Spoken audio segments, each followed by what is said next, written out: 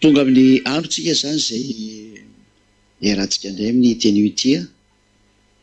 Voalohany indrindra moa zany Elia dia miarahaba manokana ny dada manala Yahova amin'ity fiarahantsika eto ity, ary miarahaba manokana ihany koa ny Yahosoa voninahitra ho azy mianaka mandrakizay ary miaraka amin'ny bisobe ho azy mianaka. Tafaraka indray tsika amin'ny teny ity, nareo no misolo tenan'ny olona rehetrarehetra atao fanjakana masina, ary nareo ihany koa izay tonga eto no manatrika azo fanambarana ny Elia zao. Inona moa ny atao hoe fanambarana zany? Hitantsika eo rehefa avy eo fa aleoloantsika aloha hiaino an'izay ho tenenina eto.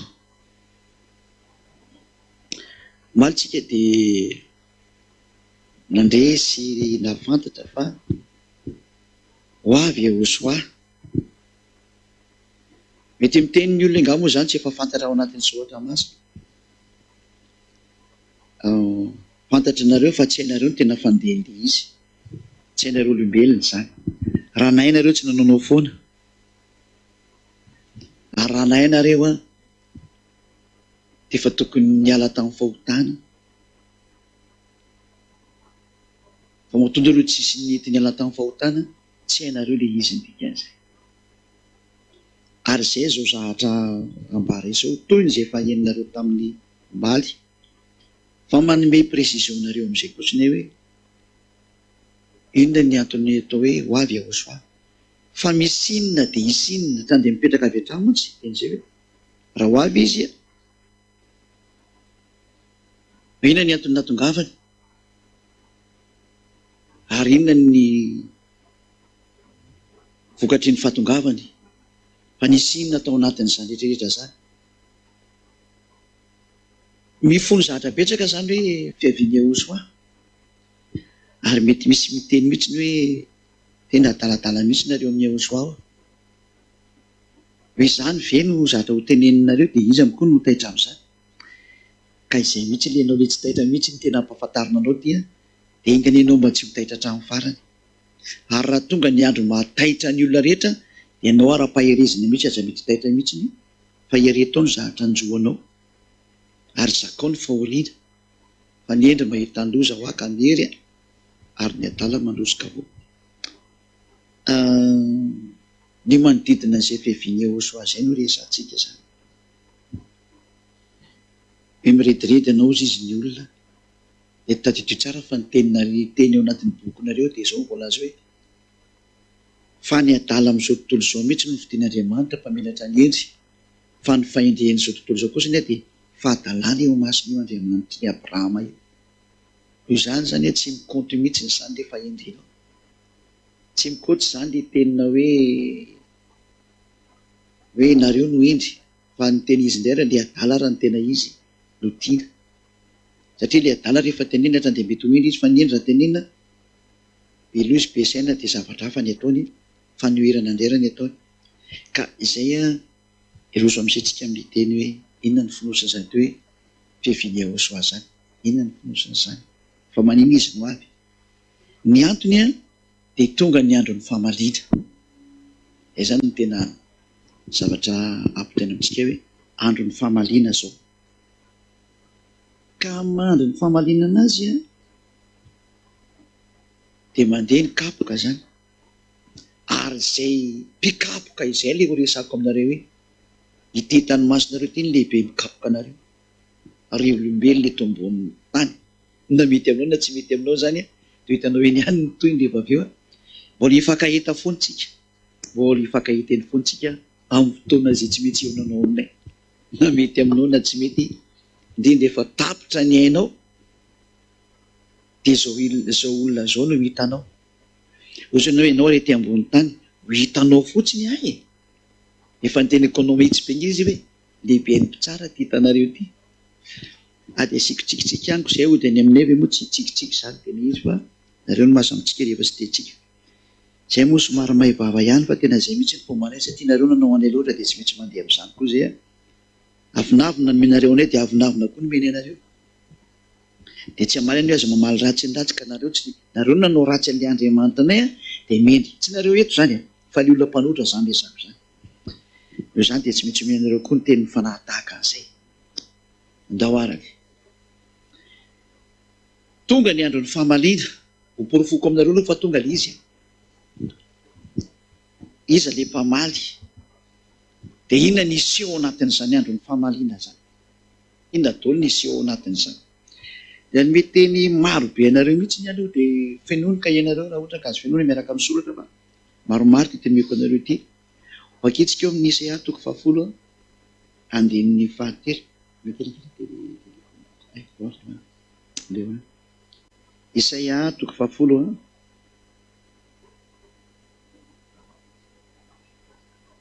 dia sady mamaky an'le tenitsika zany miaraka amiko nareo manolotra ny kaony tokantrano satria tonga ny fanatanterahana antony teny tony. Araka ny teny eo azo hoe zany matanteraka izay rehetra voalaza ho amin'ny andro fahamaliana. Satria tonga zany le andron'ny fahamaliana zao. Isaia 10 andininy 5 moa le nyteneniko teo. Andininy 7. Ary ahoana ary no ataonareo rehefa amin'ny andron'ny fahamaliana? Sy amin'ny fandravana izay avy any amin'ny lavitra. Ho any amin'iza no androsiranareo hamonjy anareo? Ary aiza no hametrahanareo ny harenanareo? Mazava zany eto fa tena petraka mihitsy zany teny hoe misy ny andron'ny fahamaliana. Ary dia hoe aiza ny androsiranareo? Ary petraka anao aiza ty harenanao be ty? Ho anareo mpanan-karena sy ny manana le harenanangonina efa miteny anareo hoe apetraka anareo aiza ty harenanareo ty? Zany mahatonga ana manao hevitra ny ondrikely hoe maiza mamantatra ny tokony atao fa tena tonga ny farany. Zay. Lorentsika hijery teny manaraka mandray teny foana nareo dia fotoanareo raha ohatra moa amin'ny fotoana manaraka hitantsika ny Isaia 10 andininy 4 andreo vakitsika. Isaia 10 andininy 4 dia vakitsika indray zany voninahitra tadaiava azy. Isaia firy misy teo 7 andininy 4. Isaia 10 andininy 4. Avy amin'ny avatompony maro ny aviany fahamaliana dia kotrokorona sy horohorontany ary rondroana mafy tadiso tafio-drivotra ny lelafy mandevona. Zany ny zava-misy an'izay. Zany le andron'ny fahamaliana inona zatra no miseho ao zany a? Dia zao le zatra iseho kotrokorana, horohorontany, firondrona mafy, tadiso tafio-drivotra ary lelafy mandevona. Efa mandeha zany io fahamaliana io so dia tsy anareo olombelona fa reto daholo ny zatra iseho anatiny io. Tsy hoe avy any amin'ny hiavan-tompony maro ny haviany fahamaliana. Inona ny ao anatiny eo? Kotrokorana. Dia tsy gaga tsika rehefa mandeha tokoa ny fahamaliana fa miseho zany zatra zany rehefa miseho dadaiava. Raha vao miseho ny avy any amin'ny lanitranitra dia automatika ny fisehoany avy any amin'ny lanitranitra maintsy kotrokorana mandeha eny. Toy zareo ahitan'izany ve nareo rehefa mandeha nareo dia hitantsika eny toy ny fa izay manao fanambarana fotsiny hoe fanambarany Elia manamafy sy mamerina ny tenin'ny dadako za dia ny teny Hosoako izay naniraka anahy hoe avy ireny ny teny manao fanambarana dia ataony Elia ilay izy. Avy any amin'ny dadaiavany no haviany fahamaliana dia kotrokorana sy horohorontany. Efa hitantsika tsara ny horohorontany mandeha be sy ny volcan mipoapoaka eran-tafo tany eto zao farany teo zao vao tany Italia ny mipoapoaka tao anatin'ny fotoana nijerevany olona ny tendrombohitra no nirehitra tampoka ny volcan. Dikan'izany efa manome signal azy eza manatonatona ny renitsony fa andeha mandositra ny renina reo rehetra olombelona. Antso avy ihany no miteneninay fa zay efa miteny fa tonga ny tsy poapoaka anareo ary tena tsy mba tsy poapoaka na firenena manao fihefety ity fa tena tsy poapoaka ny taninareo mihitsy ny misy tsy poapoaka amin'izay. Dia rondrona mafy miaraka amin'ny tadiso tafio-drivotra. Efa hitanareo daholo ny tadiso tafio-drivotra mandeha manerana ny rehetrarehetra any ireny.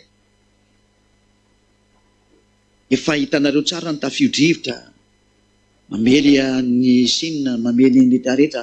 Tsy haiko ireo be dia be fa ny toerana efa tratran'ilay tafio-drivotra miaraka amin'ny lelafy. mandevona. Rehefa mbola tsy nita le lafo moa zany nareo dia vitanareo ny toyny fa efa niteny taminareo avy ny afo mandevona anareo dia nitselatra izay manendrika olona amin'ny lalànkalena iny vitanareo daholo zany sary mandeha zany.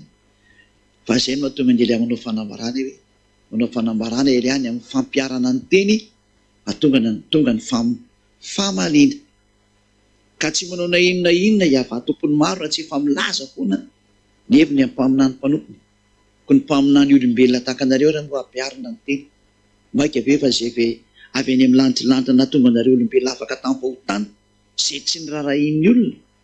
Petrakintsika any io fa manao zay tsy nirarahany teny tadideo fa tsy misy zatra mandeha ho azy tsony zao.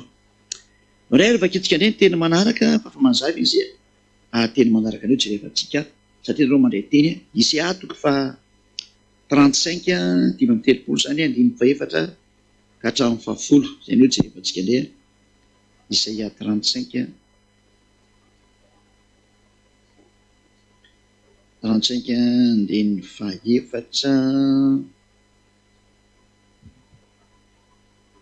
hatramin'ny 10 misy teo, lavalava ihany izy teo. 5:7 ka hatramin'ny 10. Lazao amin'izay reraka am-po hoe mahereza diaza matahotra. Ho an'izay reraka am-po zany dia tena azy hoe mahereza diaza matahotra. Indro Andriamanitra reo avy mitondra fahamaliana dia ny fahamaliana Andriamanitra. Nareo zany fa tena tsindrina mihitsy fa ho avy amin'ny fahamaliana dia ny fahamaliana Andriamanitra. Eny izy tokoa no ho avy ka hamonjy anareo ao anatin'ity zany dia ampahiratina ny masony jamba, ampanadinina ny sofiny marenina, dia tsambikina tahaka ny derinareo sy ny maro samihafa any zany lehibe moa ny teny mandeha amin'izany. Mavelantsika eo zany aloha ny hatreo zany. Fa tenena aminareo zany hoe tena misy le fahamaliana Andriamanitra zany. Ary tena maly izy raha ny zatra hitantsika eto tena amaly izy dia ampy aloha zay aloha janontsika teo izy. Dia mondantsika mbola hitoy ihany amin'ilay teny. Ao amin'ny Isaya indray toko fa 7:27 meko anareo daholo zany le teny rehetra amin'izay anareo mahita hoe zatra tsy teny nandalana io teny io fa tena petraka tsara mihitsy ny Isaya toko fa 7:27 misy teo. 7:27 ndao ary vaketsika indray. Iseho ara ny fitanjahanao dia ho hita ara ny fahamenaranao. Hitondra fahamalinao ka tsy hantra olona. Nanambara mihitsy zany ty dada Iavady efa tena amaly ao izy ary tsisy tsony ny fiantrana. Tsy misy tsony zany le hoe mba mamindraha fo kely zay fa tsisy fiantrana. Ity fahamaliana hitanareo ity manaraka ty izay amarana tantaran'olombelona dia fahamaliana tsisy fiantrana ary didina ny mpamaly tsy hametraka fiantrana. Dia ny mampiatra an'izany teny zany satria omeko anareo hoe iza ny hampiatra an'ity teny ity. Meko antsika daholo zany fa aleo alefantsika araka ny sy mampety anazy araka ny teny. Vaketsika indray ny Isaya firy misy teo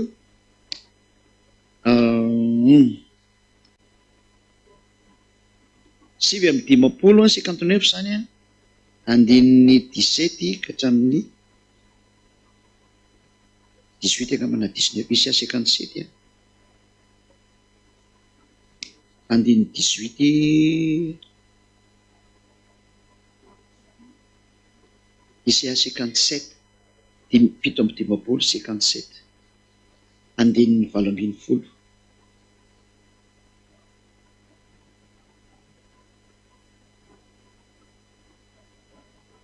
Oh, 10 minutes zany teny andraso kely aloha.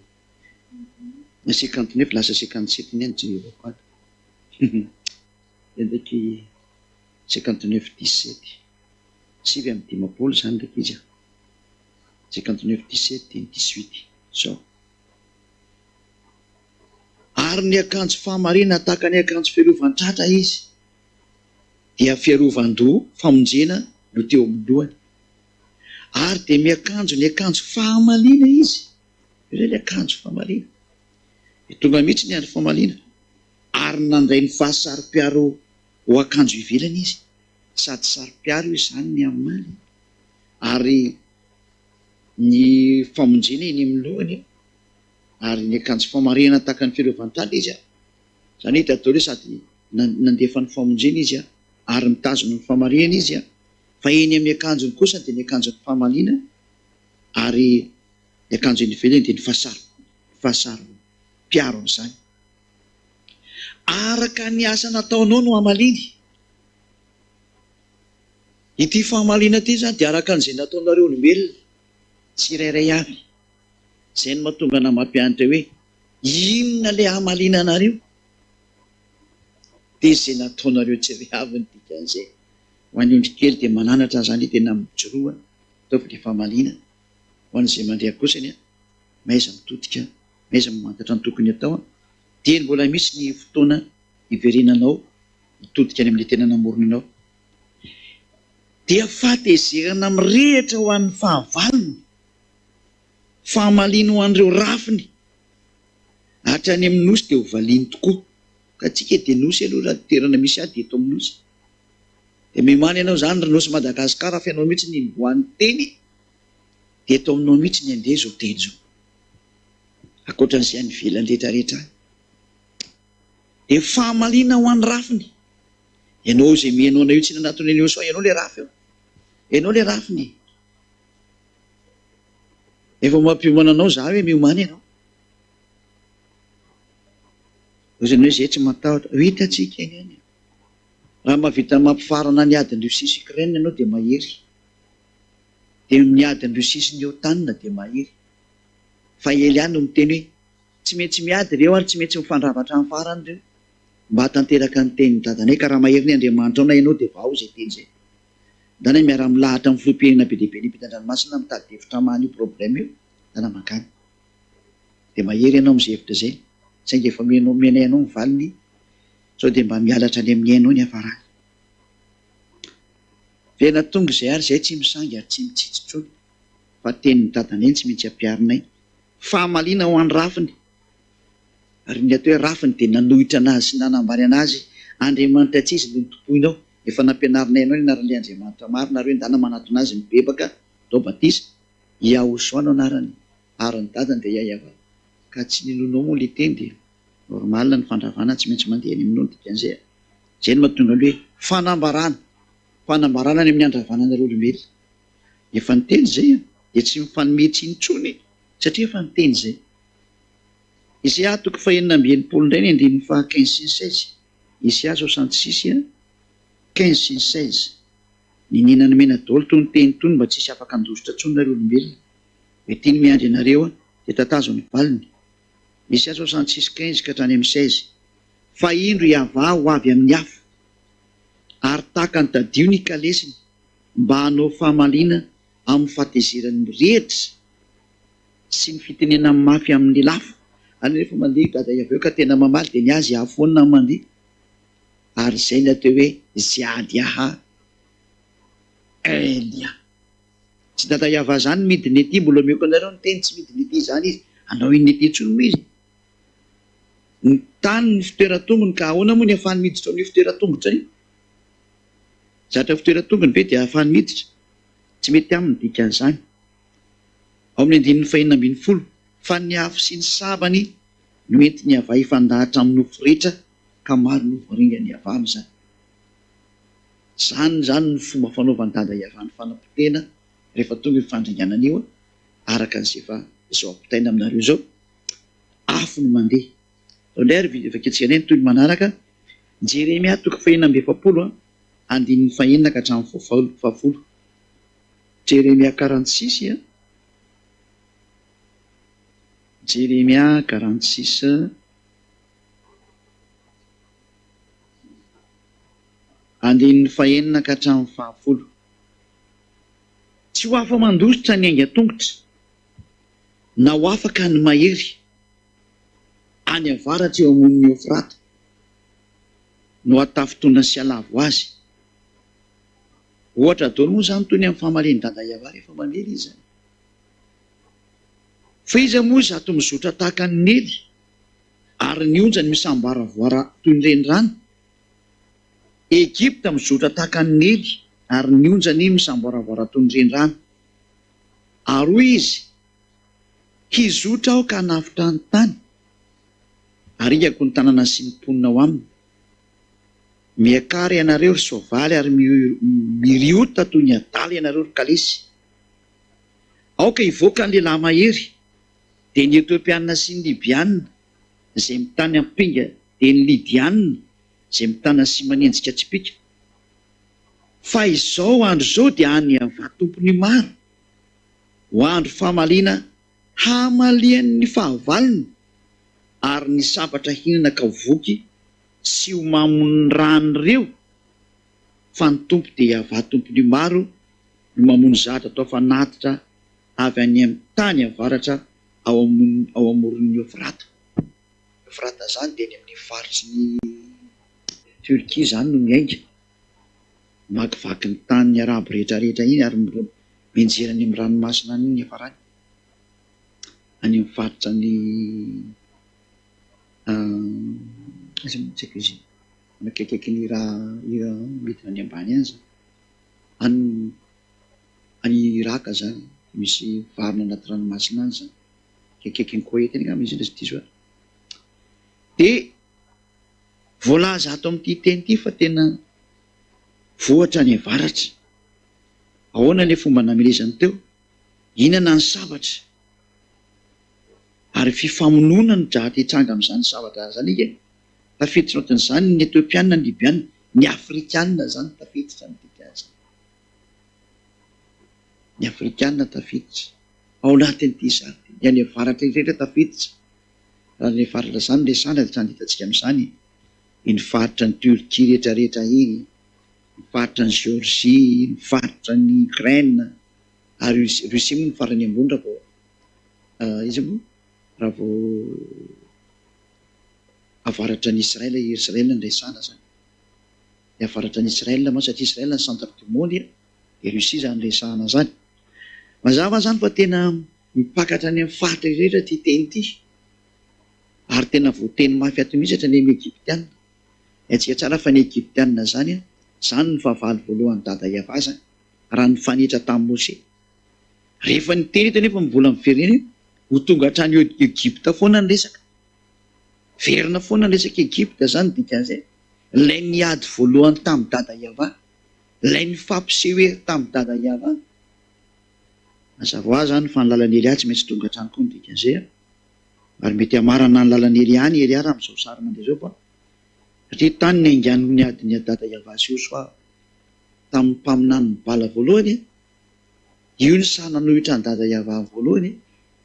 Tao zany ny miseho mahery amin'ny fahefana sy ny hery amin'ny hoe resaka mahazy sy ny mahasamihafa. Hitanay eo ny herinareo fa lefaso ny herinareo ary. Zany rehetra zany dia araka ny voateny eo amin'ny boky ny Lioka toko faha 1:20 hoe fahatanterahany teny daholo zao zatra hitantsika zao. Lioka 21:22. Raha ohatra hoe misy olana kely dia mateny ihany izy satria tsy mahay ninina. Lioka 21:22 na ny amin'ny fandefasana ny feo zany na ny sary. Lioka 21:22 sy narinareo foana za. Lioka 21:22, fa ireo dia andro fahamaliana mba hatanteraka an'izay rehetra voasoratra. Misy zany ny fahamaliana dia ho tanterana daholo toy ny voasoratra rehetra izay hitanareo sy hainareo teo zay. Zay efa hainareo zay zany ho valiana daholo zany, ho tanterahana. Fa izany izy dia andro fahamaliana mba hatanteraka an'izay voasoratra. Efa nisoratany mpaminany izy, efa nambarany mpaminany izy, dia manamafy amin'izay ny mpaminany farany. Ilay iraka farany zay tsy avy aminareo intsony fa ilay avy any amin'ny lanitra ny lanitra. Ilay tsy tianareo olombelona miteny anazy fa izay ny marina aminay, dia izay tsy maintsy miteny momba anay, fa izay tsy mpandainga ohatra anareo. Fa izay tena miteny marina aminay, izao zahay dia teneneny marina aminay avy any amin'ny dadanay zay tsy azony ilay ihany zany, fa manimba anay zany ary tsy mety aminay zany raha hiteny zavatra mihoatra an'izany zay, satria manimba ny fahamasinanay zany. Zay tsy afaka hiteny zavatra tsy misy eo aminay fa ny marina ny tenenay. Mino nareo tsara, tsy mino nareo fa napita fotsiny dia vampy zay. Tsy voatery ino koa nareo ny fahamarinana. Mbola toy antsika daholo ary ilay fanambarana, inona ilay nambara dia inona ilay ho ambara, ary inona ilay mafitsina ny amin'izay hoe fahamaliana. Ezekela toko 7:15 ka hatramin'ny 5. Ezekela toko 7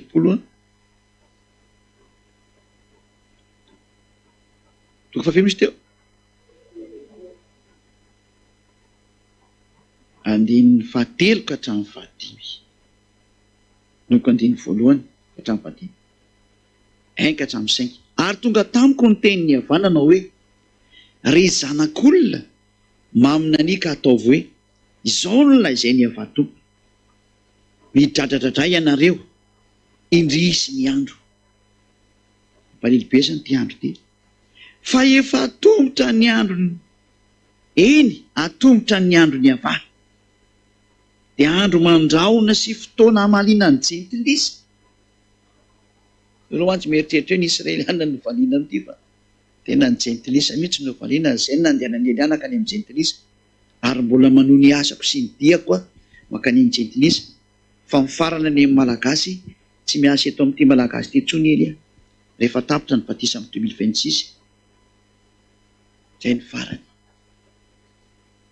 Efapolo taona ny asa teo aminareo fa tsy nirarahinareo, zay koa tsy miraha. Sa miaraka tsy mifampiraraha intsony tsika ao anombo zao. Hitantsika eo ny toy. Zay.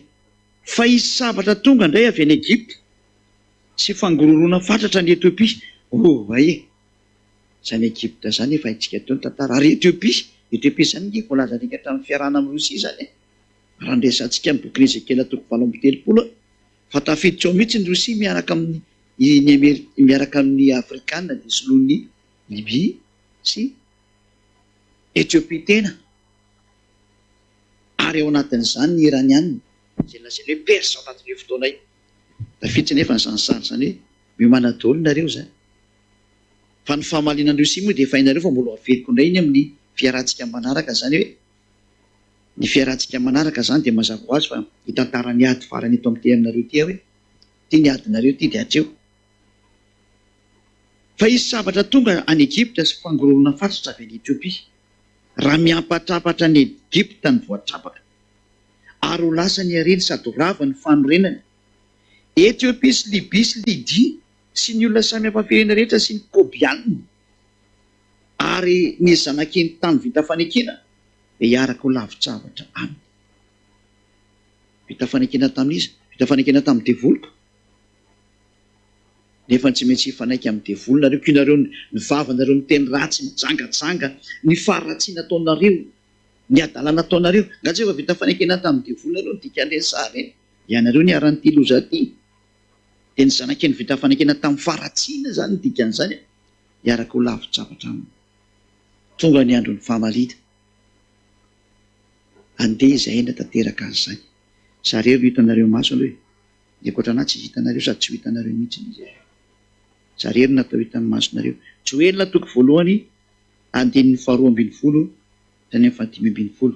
Joelina raisy daholo toy ny teny toy ny filainareo toy rehefa tsy hitanareo intsony. Joelina toko 5 misy teo. 2:1 ka hatramin'ny 5. Zay ny teniko teo. Aso averiko ahy aloha. Joelina toko 1, 2:12 ka hatramin'ny 15. Za koa dia manao tsenjery an'izay tao masoko io fotsiny. 2:12 ka hatramin'ny 15. Joelina 1. Maina ny voaloboka, malazo ny aviavy. Malazo koa ny ampongamben-danitra sy ny rofia. Hatrany amin'ny paoma aza malazo daholo zany. Dia ny azo rehetra ny an-tsaha. Malazo ny fifaliany zanak'olombelona. Ay, feno malazo ty zavatra ty. Malazo daholo ny zavatra rehetrarehetra zany. Mihinana ny fahoriana ho anareo olombelona. Malazo ny fifaliany zanak'olombelona. 5 misy teo. Misikina sy mitomaniary ianareo mpisorona. Midradradradrada daholo nareo mpanao fanompom-pivavahana eo amin'ny aritara. Ho anareo izay milaza fa mpivavaka mpitondra fivavahana. Tsy any Israel rery no mipaky izany fa raha ty aminareo mpanaradian'i Jesosy sy ny maro samihafa. Zany mpanaradian'ny alà rehetrarehetra io, mimanina reo. Mpanaradian'ny Boda rehetrarehetra io. Ry Ganesy, ry Brahma, mimanina reo. Andeha mandry eny amin'ny lamba fisaonana, mandritra ny alina, ianareo mpanao fampivavana ao an'Andriamanitra, fa hatapaka tsy eo amin'ny tranon'Andriamanitra ny fanatitra ho hanina sy ny fanatitra hitana, manamasina ny fifadiakanina, mentsoa ny fivoriana masina, angony ny olona sy ny mponina rehetra amin'ny tany ho ao an-tranony avahan'Andriamanitra reo. Fa dia andeha mitaraina amin'ny havana reo indry sy ny andro, fa efa tongotra ny andro ny havana. Ka tahaka ny loza tsy toa avy amin'ny tsy toa ny fiaviany. Ny tanina ihany zany le olona ndana aloha mba mieritreritra dia misy, kanefa ny indrisy tsisy nentina nanatona an'izany hava zany nareo. Lozanareo nanatona any Jehovah nataonareo, nanatona ny Alana nataonareo. Manatona le Andriamanitra mpamonjy fa tsisy ny enonenareo. Afa-tsy le ondry kely ny aoso arerany mba hanena. Fiadanana ny eo anareo. Nao indray toisantsika raha-teny fa tsisy nety ny aino fa raha ny aino tokoa reo tsy efa tonga hatramin'ny ela. Nareo ihany ary nanao an'ity ohatra ty hoe akotsina ny enoatra an'izay lany mikary. Inatsony maintenaina. Nefa ny azany dia miesaka ihany satria mbola misy andro vitsivitsy, ohatra mbola misy 700 andro raha tsy diso dia misy azo antenaina ihany angamba ny sisany amin'ny azo antenaina any. Joel toko faharoa andininy voalohany ka hatramin'ny faha 1 Joel toko faharoa andininy voalohany ka hatramin'ny 1 Tsoa fiaoziona ny anjomara, mentso mafy ao tendrombohitra masina, aoka angovotra ny mponina rehetra any amin'ny tany. Tsy aoziona rehetra zany fa tena mombotra any amin'ny tany rehetrarehetra. Fa avy ny andro ny hava, efa tongotra izany andro izany. Matoa izay miteny ohatran'izao. Dia tahaka nataon'i Jeremia mpaminany rehefa ho avy Nebokadnezara medy, dia teny Jeremia hoe mbo miteny aminareo ihany ange zahay. 70 taona no niteny taminareo fa tsisy nety ny ainonareo. Taorianan'izany teny izany dia tonga Nebokadnezara namely ny Israely ihany. Dia mbo miteny koa ely ihany tena marina Ziadiaha Elia. 70 taona izay no niteny taminareo olombelona raha ny teto Madagasikara. Efa nanefako tamin'ny internet ny teny, efa nandefa fanambarana za fa tsisy ny ainonareo. Efa nandomba rahavarana mihitsy ny ary zay hatrany Amerika fa tsisy ny ainonareo. Nandomba rahavarana zay tao Inde ary mbola mitohy mandrakizao. Nandomba rahavarana zay tany Congo mandrakizao mitohy. Nandomba rahavarana zay tany Togo fa tsisy miaina. Nandomba rahavarana zay maneran-tany mandefa ny internet mbo hain'olo tsisy miraharaha. Tsy mampaninina. Fa avy ny andro ny hava zay efa tongotra ary izany.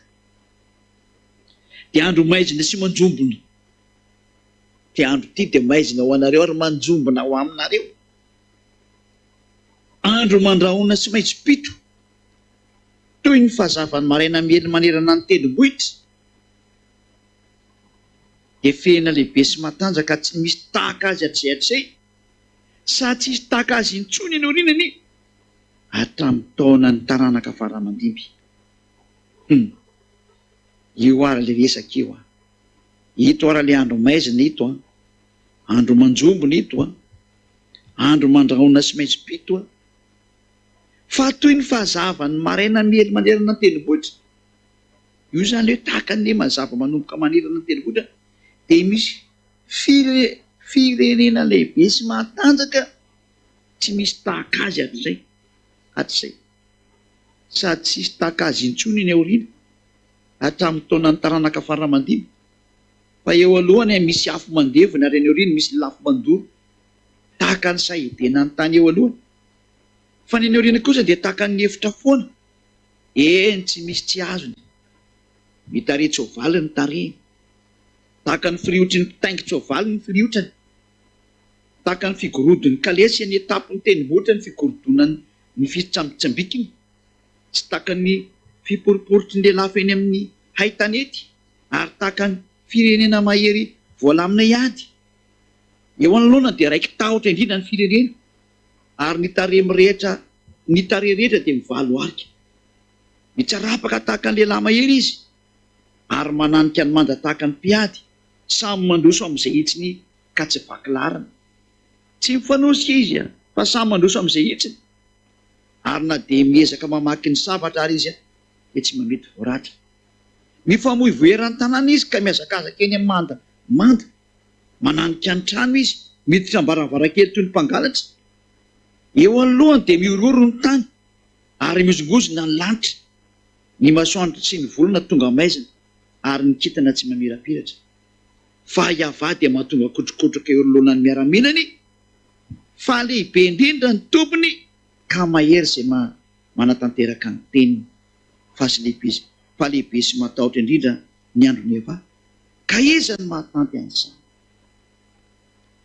Miainga ny miaramila, fa resaka miaramila dia resahana eto ity.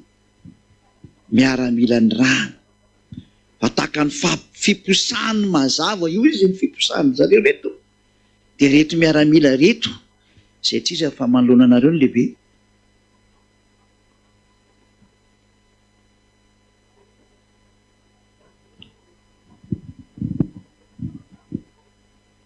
Ary Iavà mahatonga kotrokotroka eo anoloanany miaramila, fa lehibe indrindra ny tombony. Ary mahery izay manatanteraka ny teniny. Misy tombona miaramila efa voalaza eto. Oliverenako kely moa izy io. Ary io tombo io no manatanteraka ny paiko. Fa lehibe sy matahotra indrindra ny andron'ny Iavà, ka ity andro ity zany dia misy miaramila manatanteraka anazy. Raha ny jerevanareo ny sary dia aveliko ny mandizy dia mba ho tadidinareo tsara. Inona daholo ny zavatra miseho amin'ny zareo reto? Inona ny zavatra misy eo amin'ny reto miaramila? Tombona miaramila reto? Any Iavà reto fa tsy any olombelona.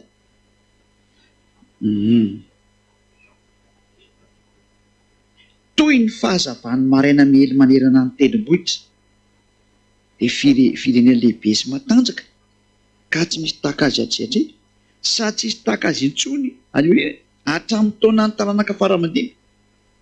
Tahaka ny zavatra goavana be tena tsy azo resena mihitsy izany, tsy azo toerina mihitsy. Eo alohany misy afo mandevona. Raha mandeha zany reto miaramila reto, miaramila ny Iavà, afo mandevona mandeha eo alohany eo. Ary any aorianany dia misy ilay lafo mandoro. Any aloha misy afo, aoriana misy afo. Dada Iavà mihitsy mantsy ilay afo, ka ny miaramila tsy maintsy afo mandevona koa io. Dia tsy miteny eo ny alohany any misy, aorianany koa misy eo. Zay tahaka ny sahedena ny tany eo alohany. Ary eny aorianany kosa dia tahaka ny hevitra foana. Tsy misy izay tsy azony. Mitarehin-tsoavaly ny tarehiny rehefa hitanao izy zany, tahaka ny firohitra mitaingo-tsoavaly ny fiotrany. Fa tahaka an'izay zany ny fihetsiny. Zatra mandeha ireo, mirivotra be ireo. Tahaka ny figorodon'ny alikalesy eny an-tapon'ny tendrombohitra, ny figorodon'ny fitsambotsimbikiny.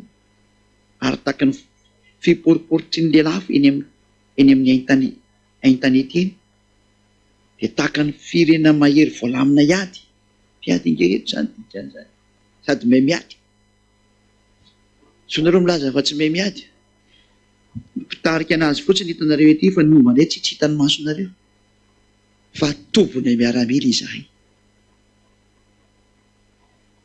Zay ilay hoe tsy afaka miteny zay raha tsy miteny ny dadanay. Mitsarapaka tahaka ny lehilahy mahery izy. Mananika ny manda tahaka ny mpiady izy, sady mandroso amin'izay hitsiny ka tsy vakilarana mihitsiny. Tsy mifanosika mihitsiny izy, fa samy mandroso amin'izay hitsiny. Any hoe zay nandefasana ny tsirairay avy dia samy mandeha tsisy mihemotra. Zay ny mamiaramila azy, ary manana toby izy. Tsy toby ety amin'ny taninareo ity ka tena hoe aiza ny tobinareo? Tsy hitanareo ety izy. Ary na dia miezaka mamaky azy ny sabatra dia tsy mety voaratra izy. No ataonao iny dia tsy mety maratra io miaramila io. Mifamoivoeran'ny tanàna eny izy, miazakazaka eny amin'ny manda rehetra izy, mananika ny tany dia miditsy eny am-baravarakely toy ny mpangalatra. Inona moa zany ny azo atao amin'izany? Fa mieritreritra azy ety netenenina fa miatra aminay zany teny zany. Ampiarinay moa tena marina ny teny satria tantarany momba anay zany. Ary eo anoloanany dia miororo ny tany. Tsy maintsy miororo nareo rehefa miatra ty teny ty satria izany izahay. Izay no mahatonga ny Elia manao fanambarana amin'ny mpanjaka an'izao tontolo izao. Akambany ny herinareo raha mahavita manohitra an'izao teny izao nareo fa rehefa tsy hainareo izy maiza mitodika. Eo alohany dia miororo ny tany ary miozongozona mihitsy ny hatrany amin'ny lanitra.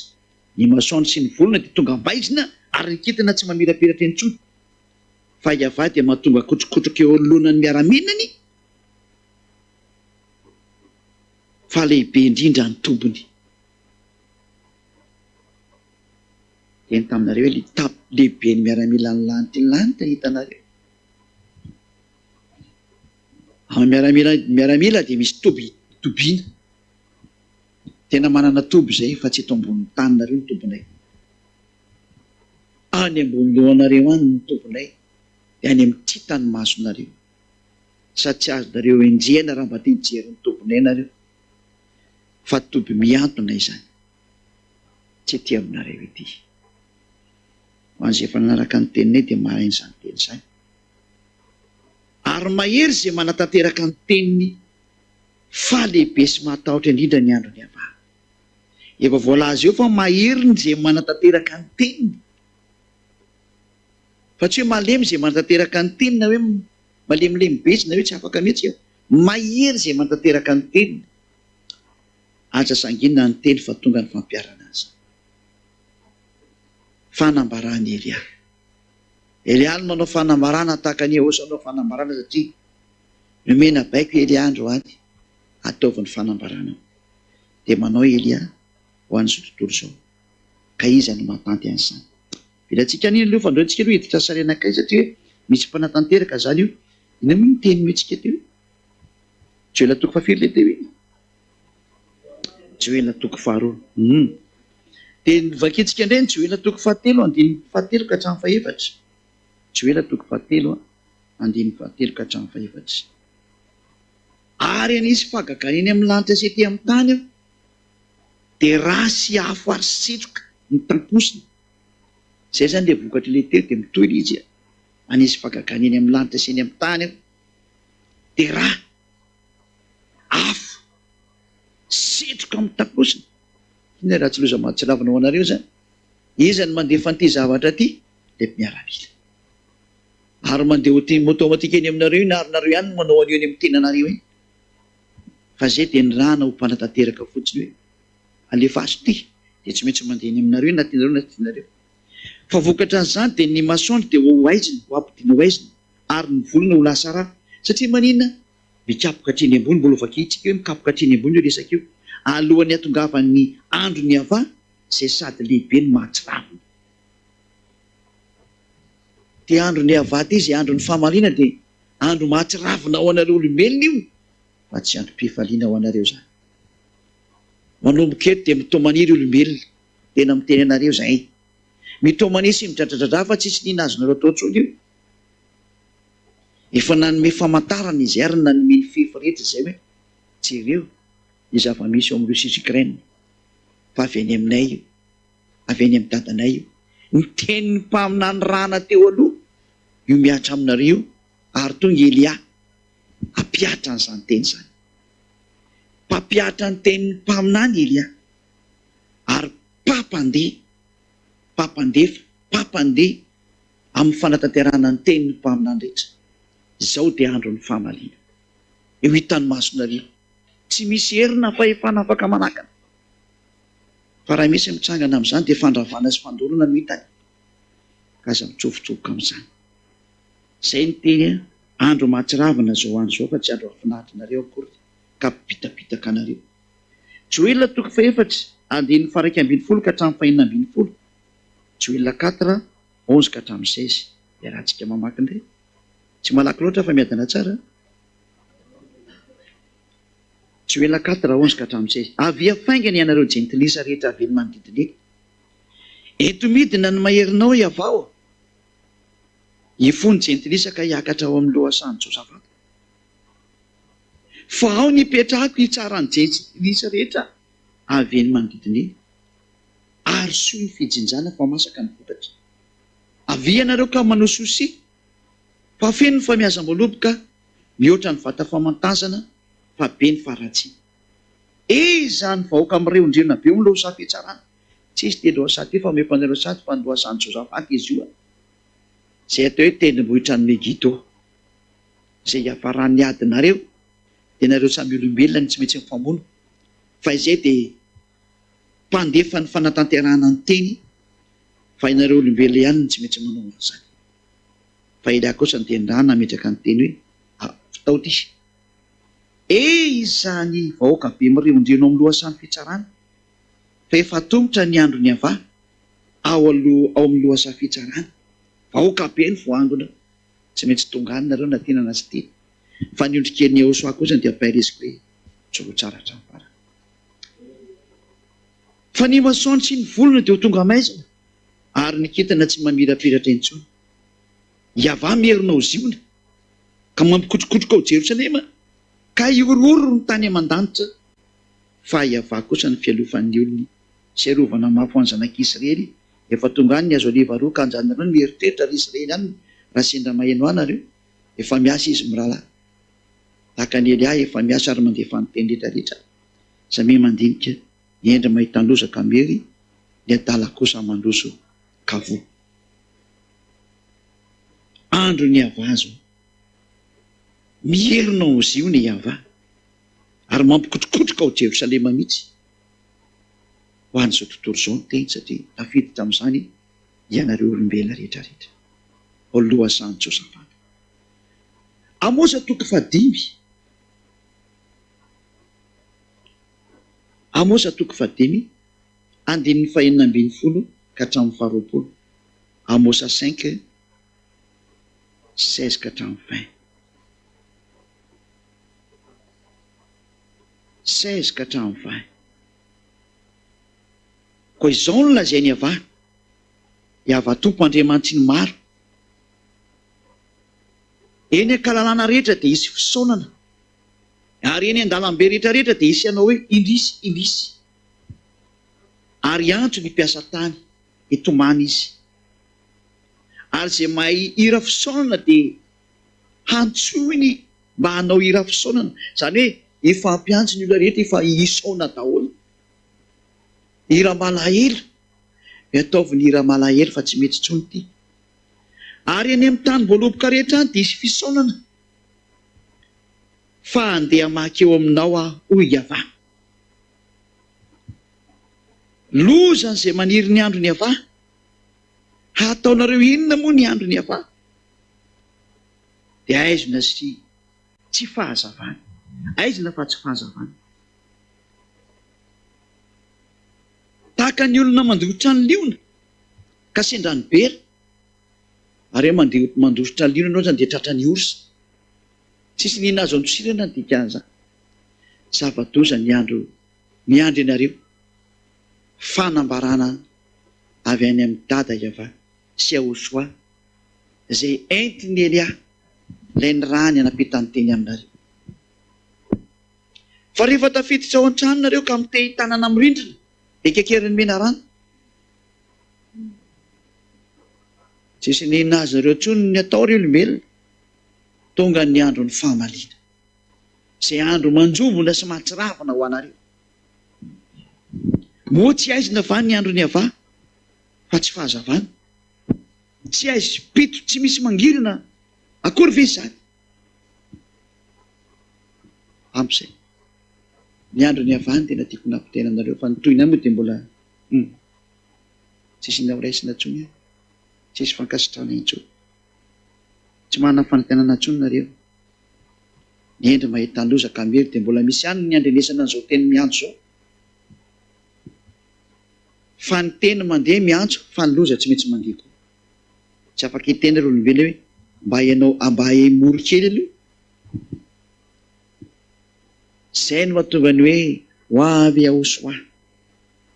Manaraka an'izay avy hatrany ny fampiarana ny teny. Tsy mahay mitodika mitodiry rehefa tsy mahay mitodika dia tatazo ny vaniny. Obadie toko voalohany andininy 15. Obadie 1:15. Izy moa tsy manana fa sy toko iray ihany. Obadia 1:15. Obadia 1:15. Fa efa tongotra amin'ny jentilisa rehetra ny andro ny avà, toy ny nataonao no mba hatao aminao kosa. Eny, atsingeriko eo andohanao no nataonao. Zany andro ny avà zany zay andro fahamaliana egalina famerenana eo andohanao no nataonao. Samy mitady. Ratsy ny nataonao dia tatazo. Tsy nety nanaraka an'ilay Andriamanitra Abrahama hiavà zay tsy tia ratsy ianao, fa nanaraka an'i Jehovah sy Ave sy Ala sy ny Bouddha sy ny maro samihafa dia tatazo mivaly. Io zany hoe toy ny nataonao no mba hatao aminao kosa.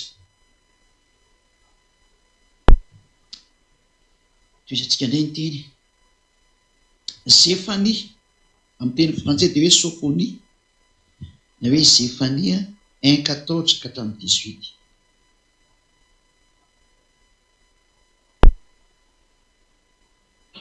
« 14-18.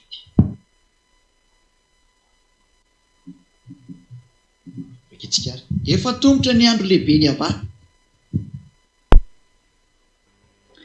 Fa efa tongotra ny andro lehibe ny avà. Zefania 1:14-18. Efa tongotra ny andro lehibe ny avà. Eny efa tongotra sady mihafaingana indrindra. Efa miantombotra sady mihafaingana ny indrindra le andro ny avà zany. Zany zavatra misy eto zany. Indray feo ny andro ny avà. Lehilahy mahery dia mitomany mafy any. Andro fahatezerana nge zany andro zany. Andro fahoriana sy fahalailovana. Andro fandravana sy fanafoanana. Zany hoe ty andro ty zany dia zavatra fanapotehana, fandravana. Tsy misy zavatra tafapetraka intsony eo ny dikan'izany. Andro maizina sy manjobona. Andro mandrahona sy maizim-pito. Andro fahaveloman'ny anjomara sy ny akora, hamelezana ny tanàna mimanda sy ny tilikambo avy eny amin'ny zorona, ary ampahorin'ny olona ao. Ary ampahorin'ny olona ao andehanany toy ny trano. Zany hoe ny olona rehetra zany dia ho alefa tahaka ny jambana reo. Satria efa nanota tamin'ny avà izy, ny rano dia ho ahidina toy ny vovoka, ary ny nofony toy ny zezika. Tsisy ninina ho raisinareo zany zavatra zany reo lehibe. Na ny volafotsiny na ny volamena dia samy tsy havonjy azy amin'ny andro hatezerany avà. Tsy mahavonjy anareo zany le volamenareo sy ny volafotsiny sy ny tranonareo sy ny tomobilinareo sy anananareo, fa imehezana fotsiny nareo dia imehezanay. Zay no solo-tena ny dadanay. Fa ho levon'ny afo ny fahasarom-piarony tany rehetra, fa ho levon'ny afo ny fahasarom-piarony ny tany rehetra, fa fahafonganana, eny fahafonganana tampoka tokoa no ataony amponina amin'ny tany. Ho fongana ianareo. Tonga izay aina tanteraka an'izany fa zareo no hitanareo. Zay no mahatonga ny Elia manao ny fanambarana. So matsinareo tahitra hoe ahoana kosa tsisy ny teny, fa efa ny teny fa saingy iza moa ny henin'ny teninay, fa taka ny tsy nahaizanareo ny henin'ny teninay foana i. Dia tonga aminareo tapoka koa ny hatezeran'izay nilaza nefa tsy nety ny heninareo. Dia tonga ny andro ny fahamaliana. Tatazo ihany fa zay moa ny marina. Malakia toko 7, andiny 7:20 sy ny 7:20. Malakia 3, 23-24. Amin'ny fanambarana moa zany dia tsy mety misy teny mandeha, dia tsy mety misy zata-pitaina. Indro izao aniraka ny Elia.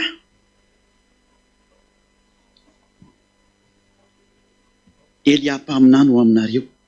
Mpaminany izy zany. Zaho ndray olona zany mpaminany hozy dada io. Misaotra petsaka dada malala. Dia tsy mbola tonga ny andro ny avà. Ilay lehibe sady matahotra. Any rehefa ho avy zany ty andro ty mandeha aloha Elia. Dia tokoa Elia fa tonga zany. Inona zany no avy ny dikan'izay? Andro ny havahany dikan'izay. Le maninona le andro ny havahany? Le mahatsiravina. Loza. Zatra tsy mahafinaritra zany. Ilay lehibe sady matahotra. Fa rehefa tonga kosa zany Elia zany dia izy no ampodiny fony ray ho amin'ny zanaka ary ny fony zanaka ho amin'ny rainy. Fa amin'izao ho avy eo ka hameliny tany amin'ny fandrianana. Venaingana aloha zany ny fony dada malala ho any amin'ny zanany ary ny fony zanany kosa tavera fony dada malala iavana. Vitany Elia zany sa tsy vitany? Izany vavolombelona. Vavolombelona reo? Ay, mba ilay sary kely vavolombelona solotenareo zany.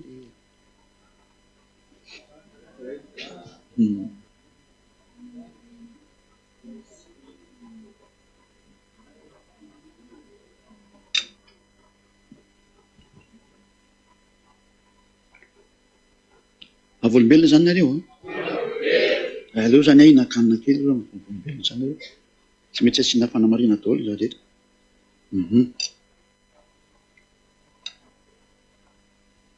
Izay ampodiny fony ray amin'ny zanany ary ny fony zanaka ao amin'ny rainy. Tafaverina somatsara zany voninahitra ao an-dada Mariava. Nahita azy zany nareo sa tsy nahita?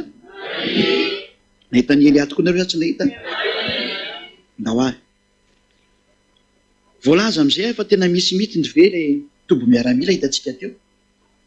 Izay ny afo ny havana mihitsy raha vao mandeha zany dia ny afo ny havana mandeha milohan'izany. Ary any aorianan'izany koa dia mbola afo ny havana. Matoa zany misy tobo dia misy miaramila sa tsisy? Vola fakitsika ny teny Joshua toko fadimy, Joshua toko fadimy andiny fa efatra ambin'ny folo. Joshua ahita santionana miaramila lantilanty efa nidina ratinareo zany. Mila zako aminareo misy ny zany. Joshua toko fadimy andiny fa firy izy teo.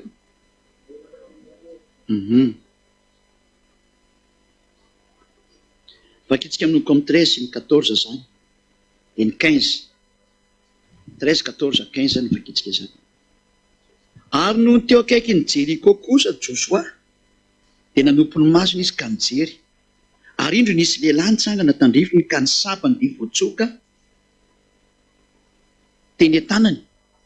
Ary nanatona azy ary Joshua ka nanao taminy hoe namanay ve ianao sa naman'ny fahavalonay? Satria ilay olona zany nitsangana dia mitazona sabatra dia eo nanaona ny Joshua. Zareo zany avy any miaraka amin'ny vahoaka betsaka dia misy olona mitsangana kay miaraka amin'ny sabatra dia mibarela lalana zareo dia hoy Joshua namanay sa tsy? Mba mandrahona zany Joshua eto zany. Ka Joshua koa no mbo fity dia samy teny ka. Dia hoy izy tsia fa izao dia komandy ny miaramila ny Ayava ka tonga ety ankehitriny. Dia nikoaka tamin'ny tany Joshua ka nanao taminy hoe inona moa no lazainao amin'ny mpanomponao ary tompoko lahy? Nanaja amin'izay Joshua satria voany hoe zangy ny lehibe ny miaramila ny lany ty lataveny. Komandy anankiray ity zany. Iza zany ty komandy ity?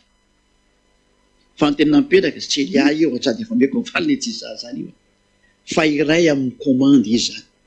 Nirahana andeha no inona hiteny amin'reto vahoaka Israelianina reto satria ndeha hiady ry zareo.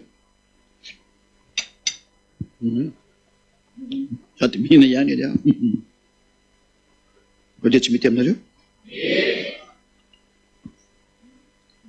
Mety raha samy mihinana ndao ary. Azo mihinana koa nareo ka. Fa aza dia atao mipoaka fotsiny dia velera sendra misy lioka eky ty. Eny be aty kosa le pakpakpak. Dia tsy mety n'izy zany. Dia hoy ilay komandy. Esory amin'ny tongotrony ka mpanao fa masina io tanijanonao io. Dia nataony Joshua. Satria présence ny avy any amin'ny lantilanitra dia izay manodidina azy eo tsy azonao asiana zava-kafa. Dia miala avy hatrany ny kiraro moa mariky ny fanatsarana. Zay. Eto zany tsy dia nahita hoe misy miaramila mihitsy ny dikany komandy ny miaramila. Misy zany le sa tsy misy? Sy nareo mieritreritra fa nareo eto ambony tany ihany manana miaramila fa izay manana izay. Ary Elia manana. Satria tamin'ny masonareo miaramila. dia izay miseho mendrika olona zarena miseho mendrika olona. Ny aty ambony tany zare tena olona mihitsy neka.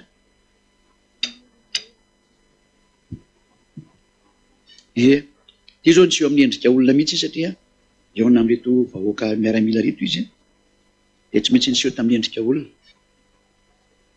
Mazava zany fa azo atao tsara ny miseho amin'ny endrika olona. Misy le miteny hoe tsy misy mahazo miseho amin'ny endrika olona zany ny avy any amin'andro lavitra. Za miteniteny foana io zao mazava hoe komandiny miaramila ingy miseho e. Ary eo ambany fahefan'ny Elia io mahafantatra tsara io. Reny le niteneko anareo hoe tsisy mahazo miverina intsony raha vao nidina anakety. Raha nampianatra anareo an'izay tamin'ny maly mampalahelo ange ilay tantara fa raha vao nidina anakety inge tsy misy mahazo miverina ty. Ilay fahamasinana mihitsy raha vao nikasika an'ity planeta Terra ny domaine ty tany ty na dia ny ambony eny aza. Eo rehefa nandeha tamin'ity domaine Terra ty dia efa hotana vao nidina tamin'ity système anareo ty dia tsisy mahazo miverina intsony. Dia miandry any Elia. Tonga Elia, tonga ka. Tsy malahelo intsony fa tonga fa andeha tsika. Andeha daholo izay ho any aminay. Andeha ve ianareo? Ay tsara zay. Zay. Eto zany tsika dia mety mihitsy hoe tena misy miaramila. Tsy niteniteny foana zany Elia le miteny nareo miaramila nge za. Mahazo manontany mihitsy nareo rehefa mifarana fa soraty anatin'ny diarinareo zany ny fanontaniana. Mba tonga anareo afaka mametraka fanontaniana tsara mihitsy. Mbola misy moa zany ny fampianarana mety ho rapitso na afaka pitso arakaka amin'ny fandaminana fa ty longamany mety alefantsika androany dia miankana amin'izay manaraka zany. Satria tsy vitantsika androany ty fampianarana ty noho ny amin'ny efa mihoatra saty ny adin'ireny. Izay dia misy tompon'andraikitra mantsy ao amin'ny hotely io dia tsy maintsy fandaminana ny tompon'andraikitra zany. Tsy izay ihany ny tompon'ny tele fa misy tompon'andraikitra dia misy fandaminan'ny zareo dia ianao zany dia hitantsika. Joel toko faharoa andininy faraka ambin'ny folo eny vakitsika aloha dia mbatizo zany. Voala amintsika izy fa tsy manino zany. Tsika eny mahay mandamina ny zavatra zany Elia zany ke mpandamina zany. Joel 2:11 misy teo